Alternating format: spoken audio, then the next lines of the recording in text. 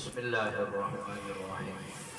الحمد لله رب العالمين وصلى الله على سيد المرسلين وعلى آله الطاهرين وصحابته أجمعين. قال المصنف رحمه الله ونفعنا بعلومه وعمله في الدارين. باب القول في اللفظ الوارد على سبب. Ito ay kabilang din ito sa tawag nito sa mga salita na merong taglay na umum. Pero ito yung salita na waring dumarating na merong dahilan. No. Kaya nga isa sa dapat na intindihin natin yung asbabun nuzul. Kung sa Quran ay pagtuwiran na asbabun nuzul, no, at kung sa hadis naman ay pagtuwiran na asbab wurudil hadis. Asbab wurud ng hadis, asbab ng pagdating ng hadis, meron din kung sa Quran ay pagtuwiran na asbabun nuzul, asbabun nuzul. Sabab kaya pakaturon wag yung mutwa ayat, dahilan kung bakit bumaba yung ayat ay pagturon na asbabun nuzul. Yung ayat manabab na asbab wurudul hadis, kumbaga nagdahilan ng pagdating ng hadis. Minsan na merong ganun, minsan na merong ganun. Katulad halimbawa tawag dito katulad ng pagjima sa buwan ng Ramadan. Na bago yung jima sa buwan ng Ramadan na nangyari sa panahon ng mga sahaba, na walang hukom, wala hukuman. Walang dumating na salita na nagsasabi na ang nagjima sa buwan ng Ramadan ay kailangan niya ng kiparat. Dalagi dito. Tapos nung nangyari, saka nagkaroon ng hukom. Kasi sa mga amal ng mga sahaba na karamihan dyan ay dahil sa gawain ng mga sahaba. Dahil sa gawain ng mga sahaba. Dahil sa gawain nila. Dahil sa gawain nila na bumababa ang ayat. Katulad din ng ila. Yung ila. Dumating din yun dahil sa merong asbab. No. So, kung ang sinabi ng Rasulullah doon sa pangyayari na yun, nagsalita siya ng salita. Nagsalita siya ng salita.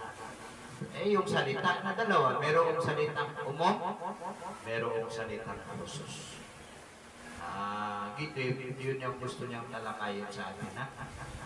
Ito yung kumbaga na ito yung gusto niyang linawin sa atin. So sa madaling salita, na yung dahilan na yun, na hindi yun pwede niya i-access. Hindi niya pwede i-access yung mismong salita.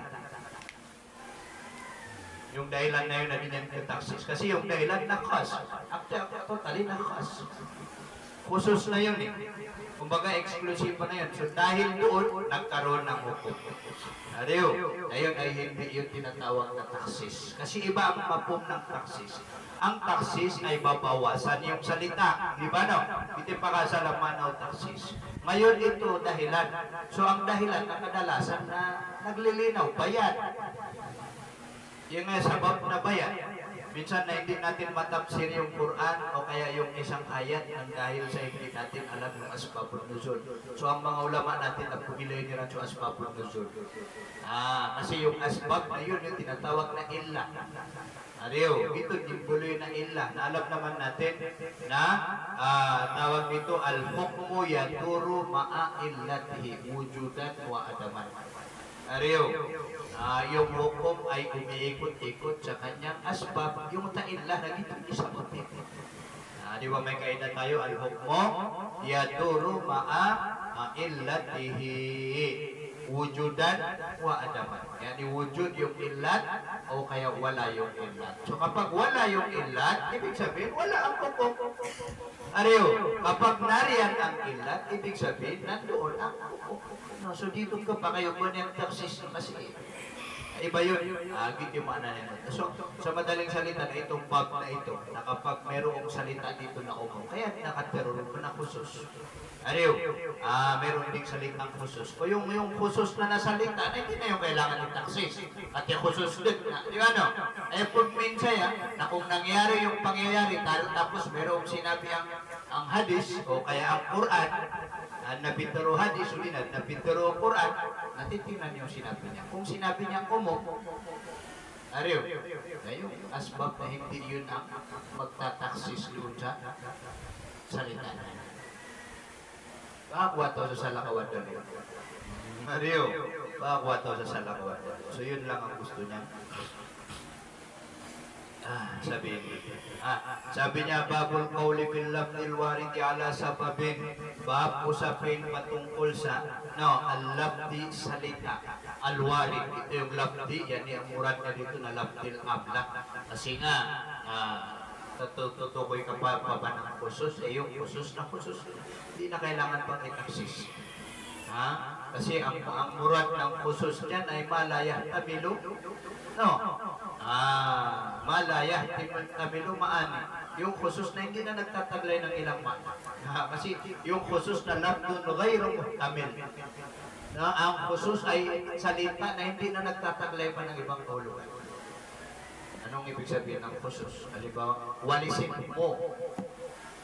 Yung magkamumuro na din makagiraw sa salakop naman. Kuha nga kito, kuha nga, nasa ito to. Meron ba bang ibang sa kahulugan? Hindi man na khusus. So yung salita na khusus na wala nang ihtimal. Direct no ba ba? Diretso na ba ba? Hindi katulad ng umom. Nakuhaan niyo aya ariyo, hindi umom.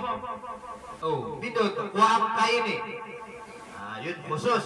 Pero pag sinabing kuhaan niyo aya, umom. Ewan nito. So yung salita na dumating ala sababin na may sabab, may dahilan po. Wajumlatuhu ay wajumlatul qawli, at ang kabuuan ng usapin, annal lafdhal warida ala sababin, na yung salitang dumarating na merong sabab. So dito ang murad ng al-lafdha dito, nakatakdir na doon. Yani al-lafdhal am al-warid, lafaz na umum na warid. Hazab sipato, lafdhul am. Kasi kung lafdhul khusus, nadad na to, hindi na yun baba, hindi na yun tatalakayin. Wala ka na doon.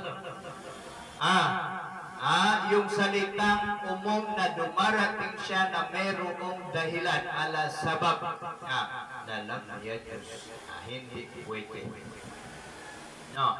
Hindi pwede an yukhraja na alisin, tanggalin, ilabas as-sabab minhu, ang sabab minhu minan lafdi. Minhu ay minan lafdi hindi pwedeng tanggalin yung sabab. Bakit hindi pwedeng tanggalin yung sabab?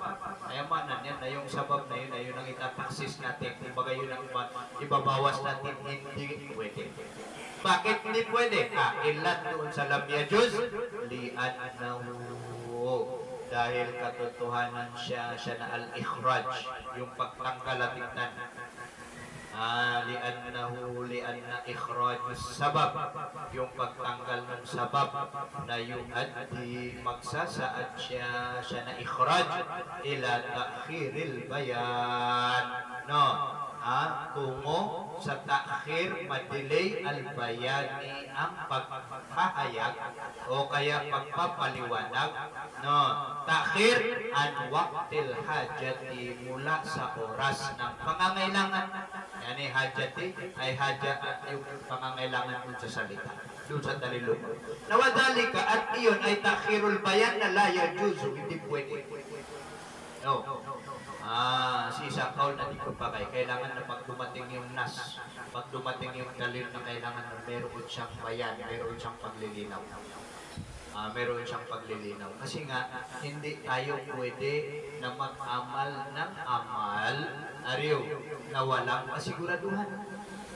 Ariyo, yung amal na yun na walang kasiguraduhan, no, na hindi natin yun pwede i-amal. Yan, hindi pwede sa syaro, sa agama, na utusan tayo ng ang pagwawalis.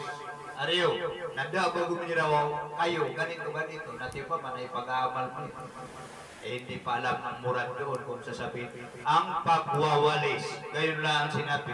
Ano yun, inutusan ka pa magwalis o hindi? Hindi putuan sa, kumbaga na, tawag dito salita. Ariyo, na yung salitang walang bayan, na kailangan ng bayan. Sa oras na kailangan na gamitin yung dalil na yun. Sa oras na kailangan na gamitin yung dalil na yun, na kailangan na nandoon yung kanyang bayan, nandoon yung kanyang paglilinaw. No, kaya nga sabi niya, hindi pwede alisin yung sabab. Bakit? Kasi maghahantong yung pagtanggal doon sa sabab na ma-delay yung pagpapaliwanag. Ano ba yan? Ang lafot ay takhir bayan ng lafdi. No, yung takhir ng bayan ng salita an waqtil hajati takhir, madidelay mula sa waktu ng pangangailangan. Wadalika at ito ay takhirul bayan an waqtil haja na la yajuzu, hindi maaari siya nagtakhir. Hindi maaari yung delay. No. So yun, isa yun. Wahal yadkhulu fihi ghayruhu. Wahal at bakit? Yadkhulu fihi, papasok fihi bil lafdil am al warid ala sabab. Ghayruhu, ang iba sa kanya, ghayruhu sabab. Kumbaga, bakit kapag yung salitang merong dahilan? Yung salitang merong dahilan na dumating kung bakit ipinagputos. Lagi-lagi na o pa man na kapnikab sa palinaw, no? Kapnikab na inutusan ng Allah. Na medyo, kumbaga na medyo nagalit ang mga asawa ng Rasulullah. Kaya nung sa Umar na kumakialaman niya sa buwan. Kaya ang Umar na radiyallahu ta'ala anhu, na meron siyang pananaw na 17 na tumugma. Adiyo, sa utos ng Allah, sa 17 ang masala. Kasama na gina nakapag-hijab, inanahijab, nagalap ka na ng Umar. Hindi galap ang Umar, tugma yung utos ng Allah doon sa salita ng Umar. Hindi naman nakapag-hijab. Kung kalimutan ko lang yung paano nabigkas sa hadis, ang mapog niya, nasabi ng mga asawa ng Nabi na ino, panaging ngayon umarap, pumakialaman naman nakapag-hijab ay. Parang gano'n. Ngariyo. So unang inutusan na mag-hijab na yung mga asawa ng Nabi, tapos sumunod ang lahat ng mga kababaihan. Hijab mo. Beauty pa kasal yan. Nagito na may dahilan. Pati yung mga sahabi, ang mga asawa ng Nabi na pinagbintangan nila ang Umar. Ariyo. Paman na ganun. Kamamano siya yun. Yung pagiging tao ng isang tao na hindi may iwasan. Boleh perfect. No, hindi katulad ng Nabi, hindi siya pwedeng magkamali ng dalaw kasi siya yung usway, siya yung ladyawan. Ariyo. So hindi siya pwedeng magkamali. Hindi siya pwedeng magkamali. Kaya nga ang mga Nabi na maksum sa pagkakamali, yung tao na magkakamali din. Ariyo. Merik lang mo sila. Na yung hijab na yun, ay asbapurot ng hijab, nakaulul Umar. Yung salita ng Umar radiyallahu anhu. Na yung salita na gano'n. Ariyo, yung tinatawag na salita na warid ala sabab, merong dahilan. Pwede pa bang manghimasok yung iba doon sa maliban doon sa dahilan? Ariyo, maliban doon sa dahilan na yun na pwede pa bang pumasok ang iba? Nazar, tingnan mo sabi. Ginanmanit actually takdir ng patapsil. No, kaya actually na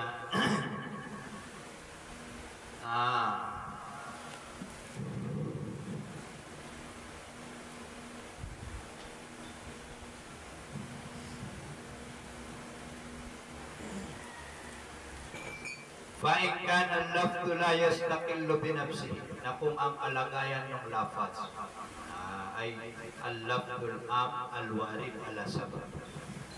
No, na kung ang kalagayan ng salita, ito yung salita na ito, na yan nila to share. Yung salita ng yung share. Kasi ang maghahatol, sinong maghahatol? Agamang na bagyong sabab ang maghahatol. Yan na. Yung sabab na yun, dahilan lang kung bakit dumating yung hukom. Ayan po, hukom na share, di ba no? Fain ka ng lafdu, na kung ang kalagayan ng lafaz, yan ni lafdu share. Al-am, no, al-warid ala sabab, ditipun minyan. Na la yastakillu binafsi, yung lafaz ay hindi, no, la yastakillu binafsihi, hindi maninindigan siya. Kumbaga na hindi ma-independent siya. Binafsihi sa sarili niya, binafsi labdi. Lahat ng damit pabalik sa lafaz. Kumbaga na hindi makatayo. Kumbaga na yung salita na yun na hindi maunawaan. Murad na yan. Nalaman ang tayo susuratin na dapat paham dengan semata-mata lafaz itu, bahkan mesti dicampurkan yang lain. Pamana, ang kaulugan nito sabi niya, itong lafaz na ganito na layas takillu binafsihi, hindi maintindihan mismo sa salitang iyon. Itipag minya na layas takillu binafsihi. Bagamat, kailangan ihalo pa sa iba bago pa ito pwedeng maintindihan. Ibig sabihin na may mga salita na kailangan talaga ng kuwan. Anong halimbawa? Katulad ng mga mujmal. Yung mga mujmal na yun, na kailangan talaga ng bayan. Kasi hindi mo maintindihan.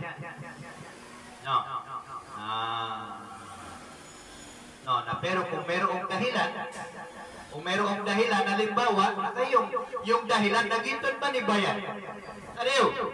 Giton ni bayan. So, kung yung salita na iyon ay hindi maunawaan sa mismong sarili niya, nakanadalika, na ang lagay noon, kanadalika ay dalika labzu, na maksuran, ay nakatutok lamang ala ma warada fihi, sa bagay na warada dumating siya na al-lafdul ladzi la yastaqillu binafsihi fihi fima, sa bagay. Ano yung ma? Minasabab. Bayan yun sa sabab.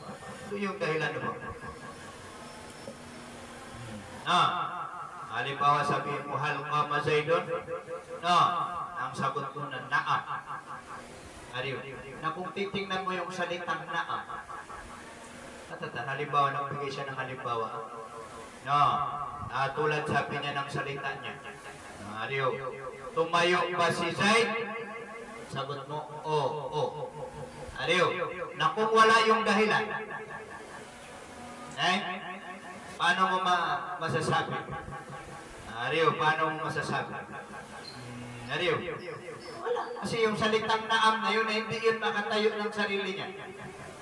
Yung tawagin nga oo. Hindi yun tatayo sa sarili niya, maliban kung merong dahilan. Yung oo na yun, yung dahilan sa pagtanong.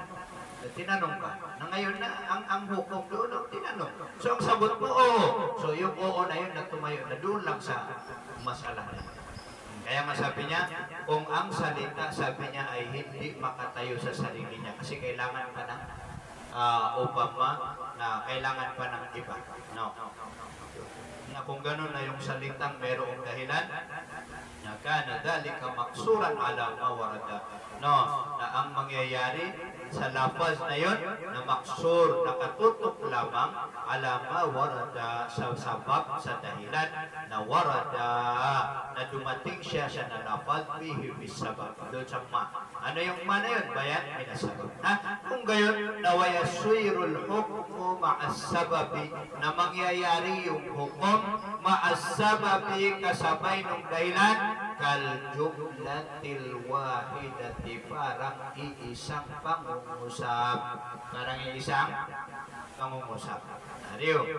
Na napag-aralan natin na yung iisang pangungusap na yan, kahit dalawang jumla yun, kasi hal qama Zaidun, nasagot mo na naam. Yung qama Zaidun na isang pangungusap yun. Hal qama Zaidun, isang pangungusap. Tapos yung salitang naam na pangalawang pangungusap. So dalawa yun.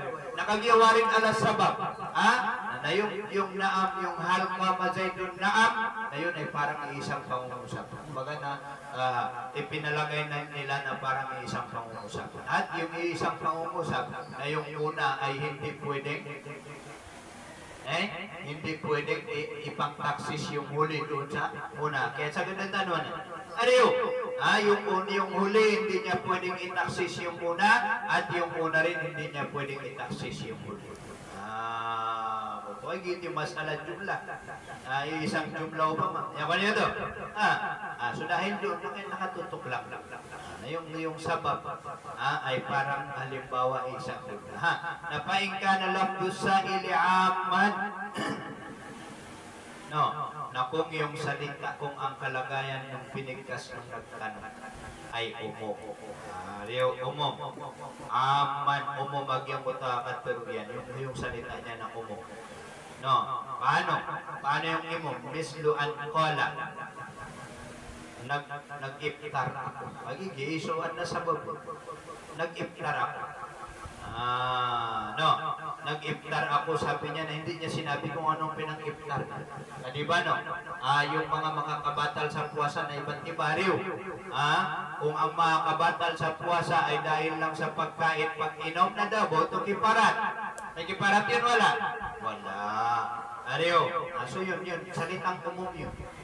After to, sabi niya. Di umum. Bakit hindi umum? Kasi yung sinabi niyang pag-iftar, no, nag-iftar ba siya ng tubig at saka kwan, o kaya nag-iftar siya ng dahil sa jima? Ariyo. So naging umum yun. Umum yun sa pag-iftar sa pagkain, o di kaya umum yun sa pag-jima. Ariyo. So, lahat yun ay taglay ng kahulugan ng after to, pakola. Na sinabi niya na sharing.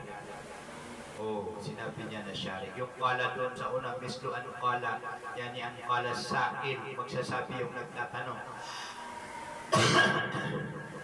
Anong mangyayari sa akin, ya Rasulullah? Halimbawa, nag-iftar ako.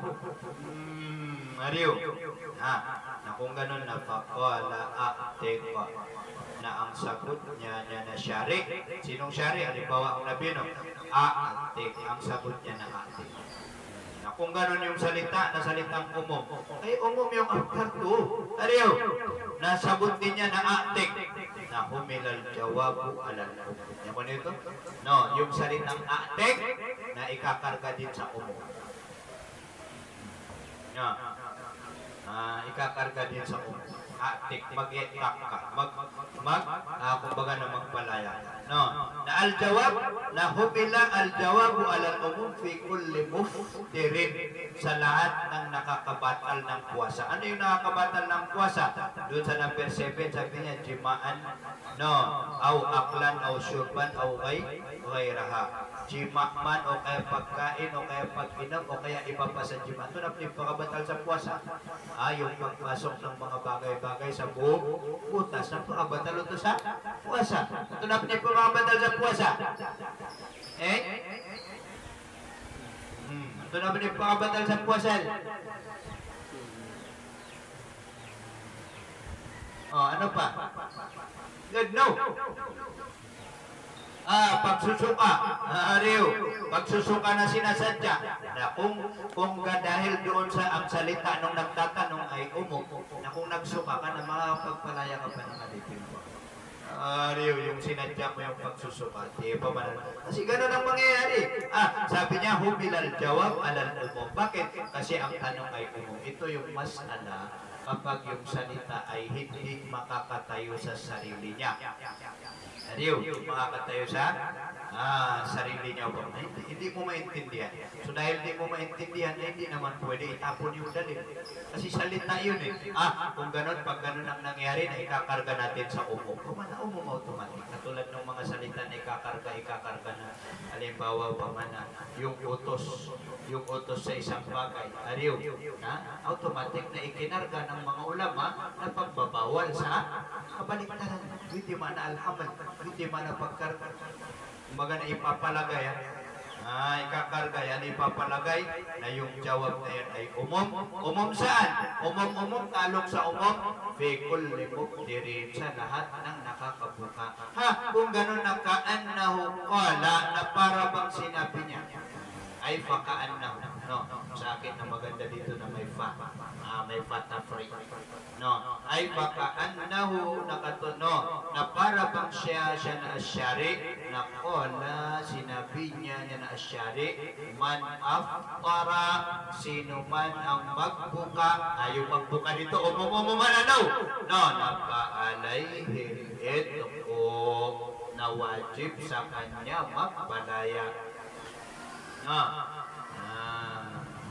wajib sa kanya magbalaya min jihatil makna no doon sa panig ng kahulugan yani panig ng kahulugan ng aftar sabi niya makna aftar la min jihatil lafaz no hindi galing sa salita bagamat galing sa makna galing sa makna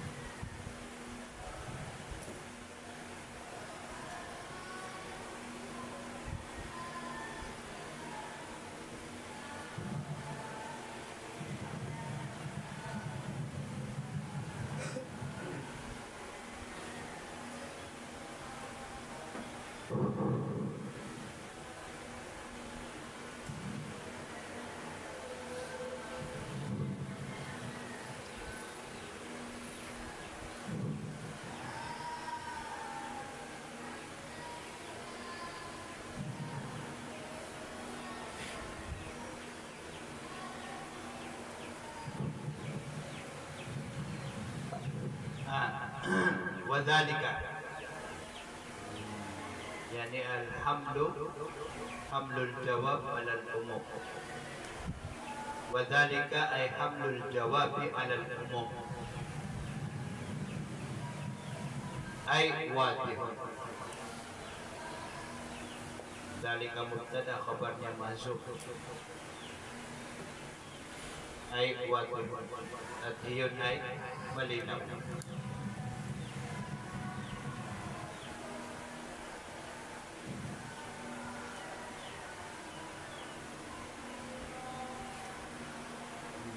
yung pag-ikarga yung sabot doon sa umok sabi niya na wati malinaw na yan no. Bakit malinaw? Bakit malinaw? Annahu ay li annahu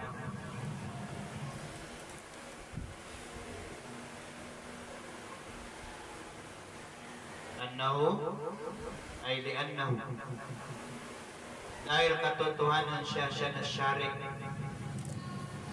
lamma lam yastafsil noong hindi yastafsil nagtafsil siya humingi siya ng tafsil sabi na humingi ng tafsil na kumbaga na pinag-iwa-iwalay yung buwan. Kung doon, diretso, wala na siyang tanong-tanong o ba? Hindi na siya nagtapsil o ba? Bakit? Tawag ito, anong iftar yan? Iftar ba yan ng jima o iftar ng pagsusuka o iftar ng ganito? Doon, walang tanong. Parang gano'n na. Lamma lam yastapsil, noong hindi siya humingi ng tapsil, hindi humingi ng tapsil siya na syari, nadala, nagsaad siya.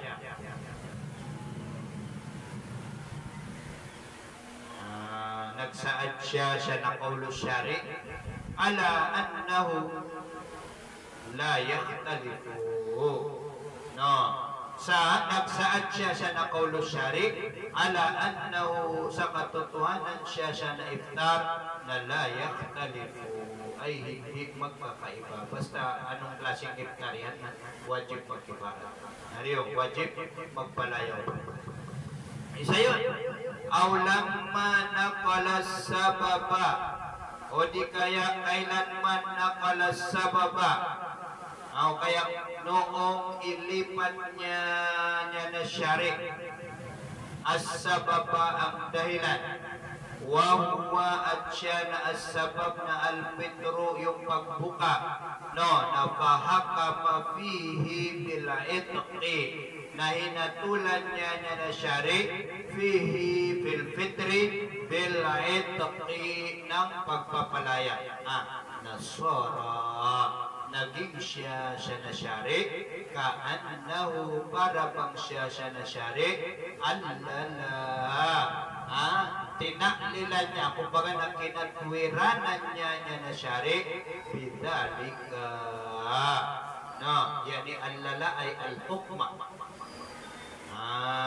allala ay al-hukma, bidalika ay bil-iftar, no, nang dahil sa pag-iftar. No. Bakit? Lianna dhikra sababi bil hukmi, dahil mabanggit ang dahilan sa hukom na ang tawag doon na ta'lilul illat ay mushirun bi anna sabab na illatal hukum. No. Kumbaga na pagtatalil. Ano ito? So, yung nabanggit natin na sabab o kaya illat, nagito dibutuan sa bayan. Yun na yung tinatawag na paglilinaw. So, hindi pwedeng mawala doon sa isang salita yung bayan. Kasi kung hindi na magagawa. Hindi may sasagawa yung kalam o kaya yung salita. Kasi bayan yan, hindi malinaw. Parang mga lapad na mutwal. Pero nung dumating yung sabab niya, na dumating din yung bayan. Noong yung salita ay mayroong dahilan, na mayroon din bayan. So dahil sa yung bayan niya, natutingnan. Kung yung pagtatanong niya ay umo, na paano yung sagot? Dati sagot na ikakarga din sa umo. Rio, ikakarga din sa umo. Yan ito. Kaya nga sabi niya, paingka na lapos sa ilaman, no? Wa ingka na, at kung ang lagay niya na lapos sa il na khosan khusus. Yung salita nung nagtatanong ay khusus. Paano? Misluan kola. Halimbawa, sinabi niya na ankola, sabihin niya na jama, nagjima ako ay fi Ramadan. Halimbawa sa Ramadan, nafakola, na sinabi niya na syari, na aktif, na umila al-jawabu alal khusus. Ikakarga yung sagot sa khusus. Kasi yung pagkakasabi niya na khusus, edi ay mambumanan niya na khusus. Yan mo na ito. Umila al-jawabu alal khususi fil mujabi'i, sa taong nagjima na la yata'adda, na hindi lalaktaw siya na al-jawab ila ghairihi, sa iba sa kanya, ghairihi, ghairil jawab, o kaya ghairihi, ghairil mujabi, hindi niya lalaktawan. Yung so kung pagkakasabi ay jama, tulad ng khusus. na hindi lalakaw siya nasagot ila ghairihi sa iba sa kanya ghairul mujami. Sino yung murad sa ghairul mujami? Ghairihi, bayan doon sa ghairu na minal muftirin, mula sa mga taong nagbuka. Yung nagbuka na, sabi niya dito sa 11 ay al-muftirin bil akli aw shirbi aw ghairihi masiwal jima.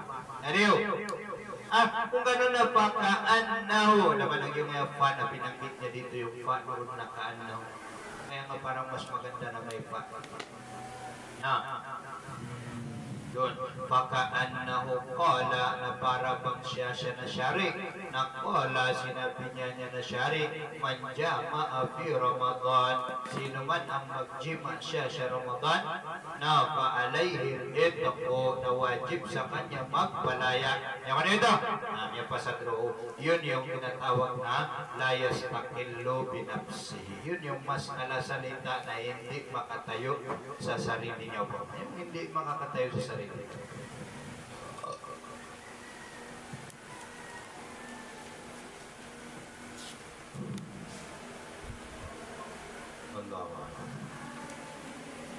amma idza kana al-lafzu yastaqillu bi nafsihi.